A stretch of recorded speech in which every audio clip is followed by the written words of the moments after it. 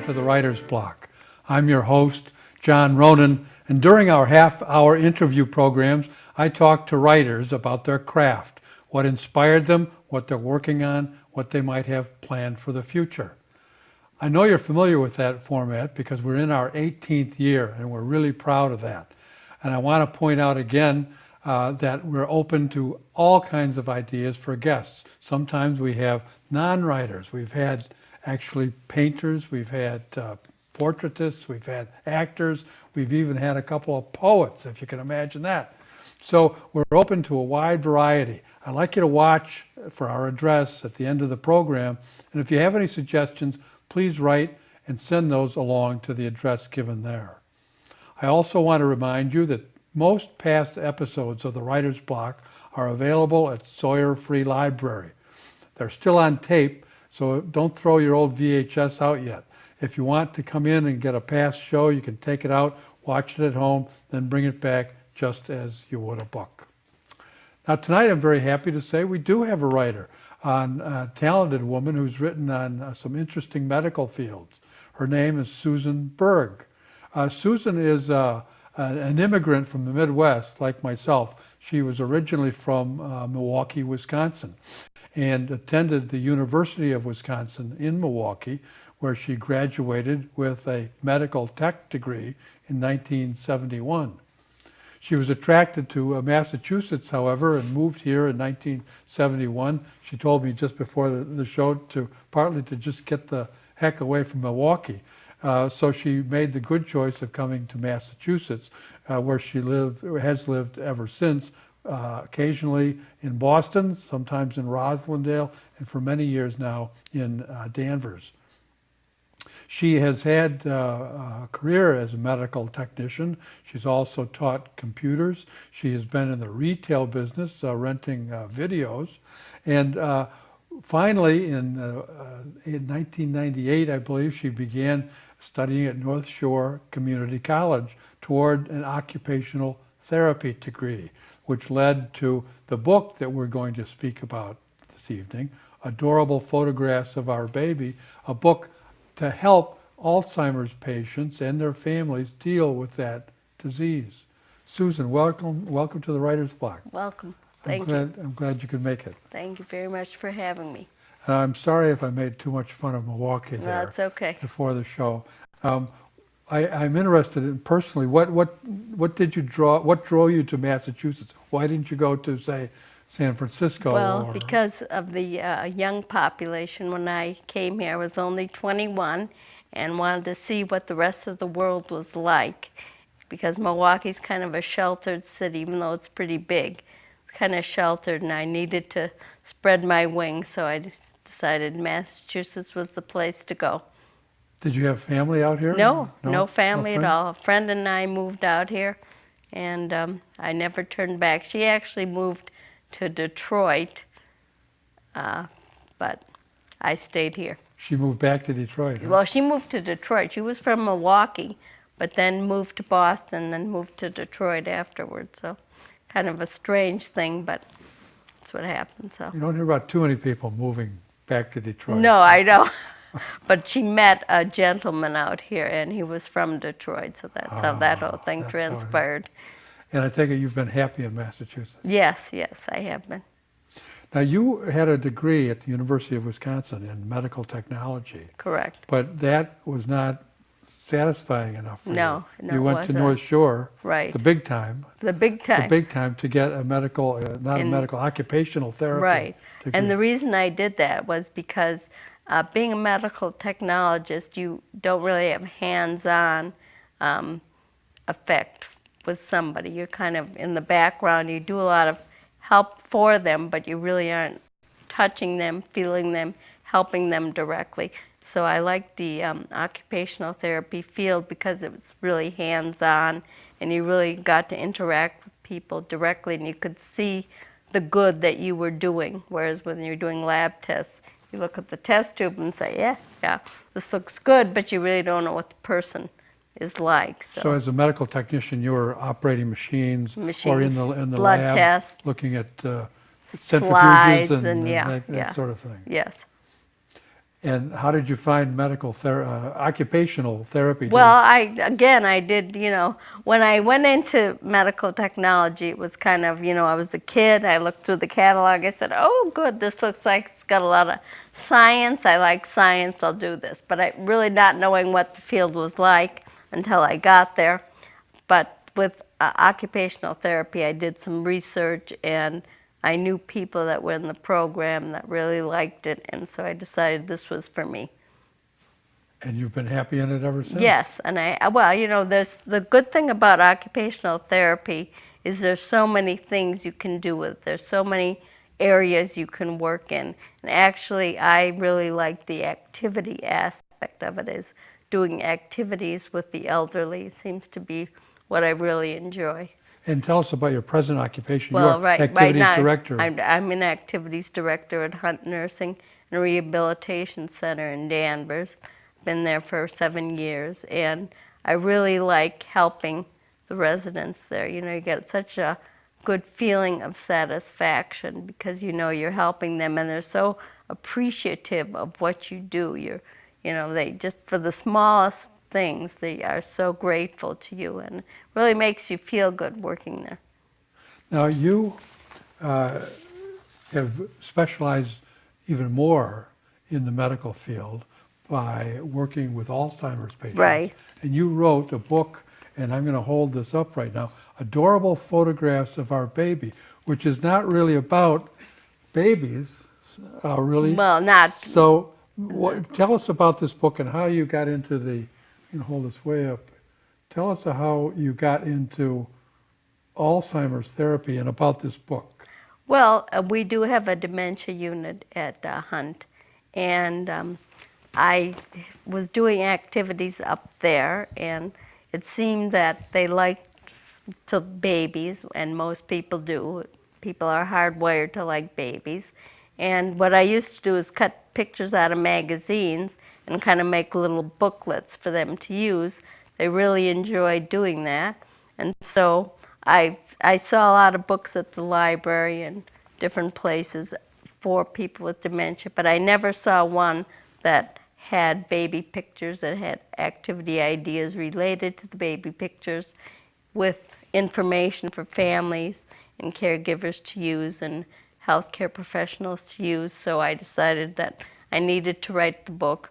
I wanted to spread my passion from helping people, and I felt that by writing the book, more people would get to use it than just those at the nursing home. So this uses baby pictures as a tool. As a tool, to absolutely. engage The residents. Patients. Right, exactly. Who are victims of dementia or other Alzheimer's. Dementia. To engage them Yes. in exercises that might improve their memories. Right, and their exactly. general relationships with Well-being, others. their happiness. I mean, you always want to put a smile on their face because they can get depressed so easily. So you want to make them happy. Our dementia unit is a very happy place. We do a lot of happy things there. I'll have to come down. Yes, Sounds you will. good. It's very nice. We have a very lovely group of residents there right now and a wonderful staff. So it's a very nice place. And, I wanted to share the happiness. I noticed in one of your guidelines it says in capital letters, never argue. Never. Which is a good guideline for all of life. Right. Well, but especially for people with dementia, because they, in their mind, think they are right. And no matter what you say to them, you cannot convince them that they're wrong. And it's really a lose-lose situation. So rather than try to argue with somebody, you try to refocus and redirect. Get them thinking about something entirely different, which babies are a good thing to talk about. And, a lot of times they'll forget what they were upset about to begin with. So that's a good thing. And is that different with an older person who has dementia than the average person who's just stubborn? I know a lot of people are convinced they're right about everything. Well, that's true, except at least you might be able to reason with somebody who doesn't have dementia. But there is no reasoning with somebody with dementia because, like I said, they truly believe they are right. And, even if you try to give them the facts, never give them the facts because that can upset them even more. So you don't I want know a lot of people Yeah. who are upset by facts too. Yeah. Yeah. But anyway, So this is adorable photographs of our baby, and this is, I wanted to ask you before I open the book and ask you some specific questions. Is this available to the public who might want to yes, use it as a absolutely. tool to deal with Yes. their own relatives or Yes. friends? Where can they find this, They can Susan? find the book. Actually, we just brought some copies down to the bookstore in Gloucester on 61 Main Street, I believe. It's also available at North Shore Community College at their bookstore. And I do have a website, www.alzheimersideas.com, and you can also order it there. It's also at Amazon.com. It's on Amazon.com? Yeah, it's, Yeah. Would you online. repeat your website again? It's www.alzheimersideas, all one word. Alzheimer's It's Ideas.com. ideas.com. And Alzheimer's, which is almost impossible to spell, I think, would you spell it for us? ALZHEIMERS, and then ideas, IDEAS. That's a good thing, .com. spelling Alzheimer's. Yes, It well, I should never spell be a it test so, for whether you have Alzheimer's or not. well, I spell it so much that, it's just, I guess it just rolls off my tongue. But tell us how this book works now, Susan. Well- the title is Adorable Photographs of Our Baby. Now, somebody wants to use this. Right. They open it up, and what do they do? What do they do? Well, first of all, they need to look at the whole book because Okay. there's a lot of information packed in that book. You don't want to just start. You could. I mean, you could just start by showing them the pictures. But in order to use the book the best way, you really want to get the information because you, as the caregiver, or you as the person interacting with someone with dementia, you have to set the tone. You have to be upbeat. You have to be excited about what you're doing. You can't just, here, look at that. No, you can't do that. You have to really be, involved with it yourself and excited about it and say, look at this picture, wow. And they kind of take their cue from you. So you need to be that way. Then, besides the obvious ways you can use that book, there's some not so obvious ways. So you want to read about those so you can use it a lot of different ways.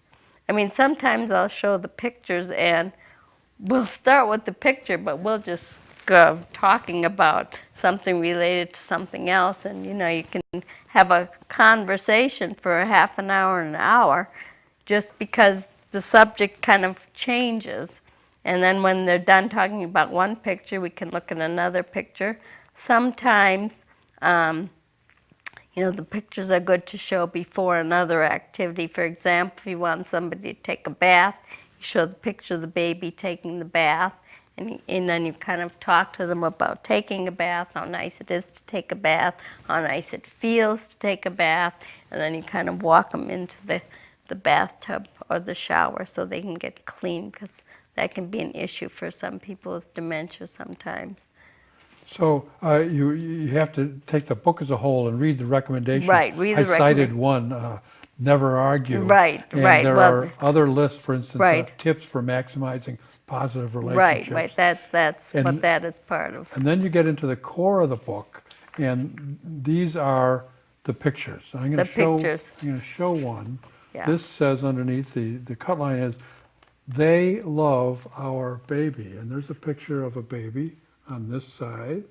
And on the other side, which you call an idea page, Right. are what? Would you describe what the idea page is? Well, the idea page is just ideas you can use with the pictures, questions you can ask the people, and they're merely meant to be ideas. They're not something strict guidelines that you have to follow, but just ideas if you don't know what to say next. It's just kind of something you can use, that kind of questions that will generate a lot of conversation. So this is to get people thinking And talking talking and relating and to you relating and interacting with other people that might be in the room. Any family member can pick this up and Absolutely. use this with someone else in the family Right. or a friend. Right. Some Now, of the you never asked me who the pictures were of, those baby pictures. Okay. Those are my boys when Oh, they these were, are your Yes, babies. when they were little. So I you see. didn't. So these are, That's the little one is Alex. He's 25 now. He's a lawyer. this is Susan's son Alex, who's And now then, 25, 25, and Joe's 28, the and other one. Joe. Yeah. Are all the pictures in here of your children? Yes. I'm sure that's in the book, and I don't remember Yes, seeing it. I it skipped was in right the over it. beginning. I'm Did sorry, I mention skipped it, right yeah. over it. But anyway, I mean, it doesn't really So matter. you know that these are nice Right. kids worth talking about. Right. Well, and plus, it really doesn't matter what babies they are, because most people are hardwired to like babies, and a person with dementia may imagine that they are somebody else. They may remind them of somebody that they know, and that's fine. We just go along with it. Oh, so that's your brother's little boy? Isn't he cute? I mean,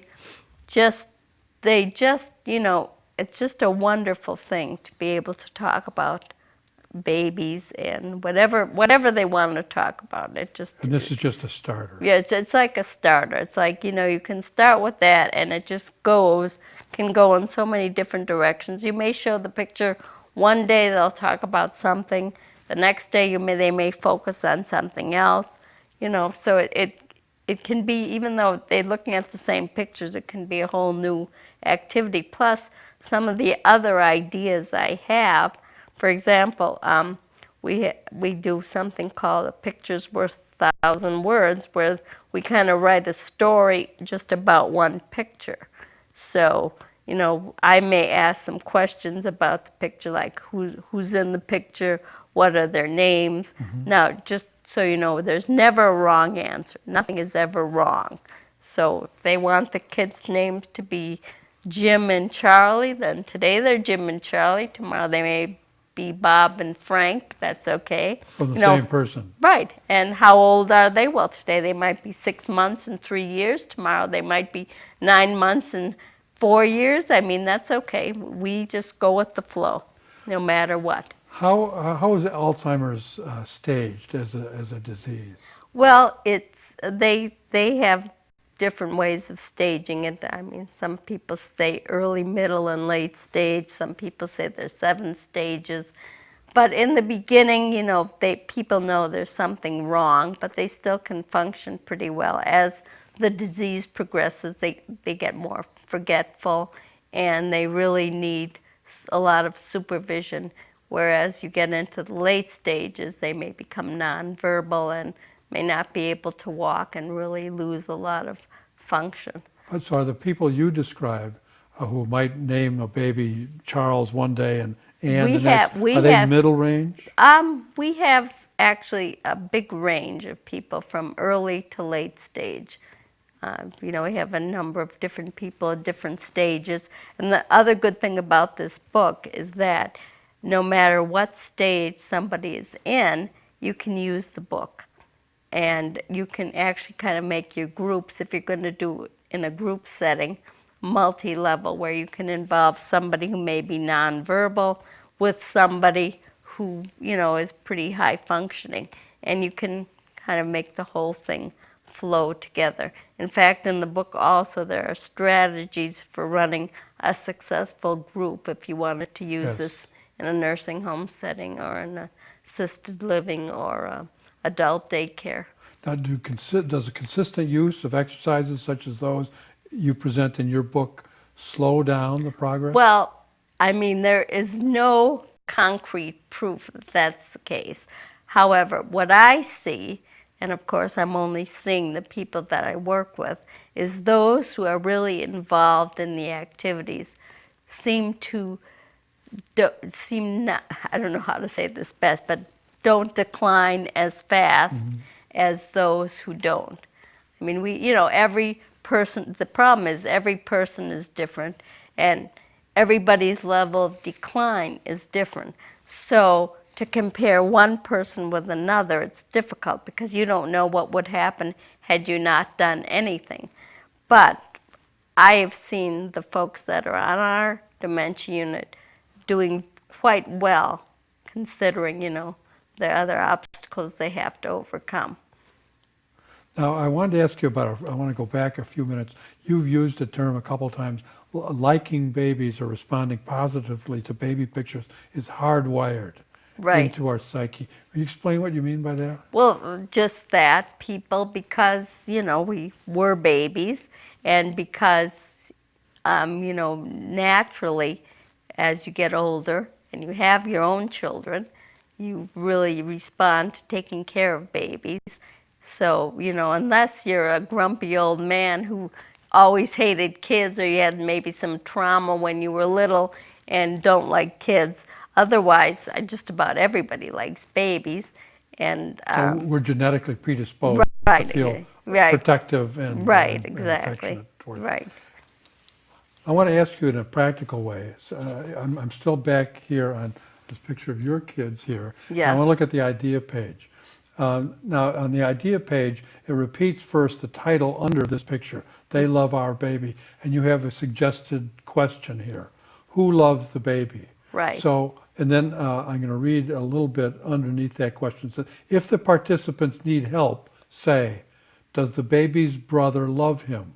Does his mother love him? Right, Do you love the baby? Who else loves the baby? right. Those are all questions you would ask. I mean, obviously, you wouldn't fire them off one after the other. You'd ask one question, give them time to answer. I mean, they may spontaneously say that, oh, look, the big brother likes the little baby, or, something like that. They may say that, but they may need help, because a lot of times people with dementia have trouble word finding. In other words, they can't really express themselves. So what you're doing with those questions is you're helping them to express themselves. They may be thinking that the mother likes the baby, or they may be thinking that, that little brother likes the big brother, whatever, but they may not be able to express it. So now you're helping them to express that. In general, are all the questions designed to draw them into a narrative rather than ask specific questions such as, what color is the baby's shirt? Right. Basically, you're trying to get them into a narrative. I mean, you're not trying to ask one question, boom, let's go to the next one. It's like we're asking this question, and then we may be talking about it. We may be using ourselves. For example, I love you, and you may want to go over and give them a hug. Who else do you love? I love you. And how do you show somebody you love them? And you may just give them a hug, and they may give you a hug back. And that's a good thing, because sometimes people can't do that unless you help them to do it. So drawing people into a Right, story right. is important. Yes. I want to ask a question that again goes back a couple minutes. I know all our viewers are wondering, how do I know that because I forgot my dog's name yesterday, I'm not just forgetful? Or how do I know I might be prone to Alzheimer's? Well, that's another difficult question. The thinking is changing a lot. I mean, some experts believe that any mild cognitive impairment is a pre-Alzheimer's condition. Some people don't. If your forgetfulness is impacting your life, so you can't lead a normal life anymore, then it's a problem. If you're just forgetting your dog's name one day, I mean, it's not a critical thing. But if you forget where you are, where you're driving, and where you're going, and how to get back home, that's a big problem. What if you go into the kitchen and you forgot why you came into the kitchen? Then you go back to where you came from, and you retrace your steps, and if you can't remember, you may try it a few times, but I don't know if that's a serious problem. I'm just curious for personal motives on right, that, on that, right, on that exactly. last question. Well, there are things people can do. I mean, this wasn't really in the book, but after writing the book, I've also written a lot of articles online, and I do a lot of research now. And the thinking is there's things you can do yourself to prevent at least the onset of Alzheimer's disease. You may be predisposed, genetically to getting it, but at least you want to delay the onset. What are a couple of those things? Well, things you can eat healthy, eat good foods. They talk about the Mediterranean diet, eating a lot of vegetables, olive oil, fish, those kind of things seem to protect you from getting the disease. Even drinking red wine, if you're not an alcoholic, obviously you wouldn't do it, but drinking red wine, not smoking. If anybody smokes, they need to stop now. I know your smokers get very, adamant about their right to smoke, but smoking is just so bad for you that you just must stop. I don't want to sound like I was going to have a cigar after the show, Yeah. but maybe I won't yeah, now. maybe you won't. And then you want to yourself keep mentally and physically active. I mean, there's so many things you can do, puzzles, whatever, and you may want to vary it. You don't want to just keep doing the same thing, although that's better than doing nothing. But you want to do different things to challenge your brain. I mean, part of the reason I wrote the book, too, was to challenge my brain. I had never done anything like this before, and it seemed like a good project and something a little bit different, use different parts of my brain.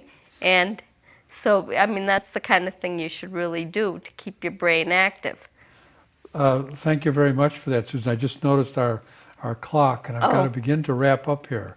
Oh, my It's goodness. been a happy half hour. Yeah. Before I go, I want to hold up your book again, Adorable Photographs of Our Baby, which is a book about how to engage people with dementia and keep them more intellectually active.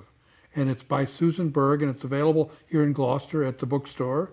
It's available on Amazon.com and on through Susan's website, Alzheimer'sIdeas.com.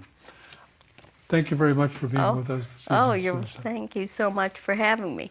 I want to thank our TV Land audience too. If you've learned something about dealing with the tragic illness of Alzheimer's, then the Writer's Block has done its job. Thanks for being with us, and I hope to see you again next week. Good night.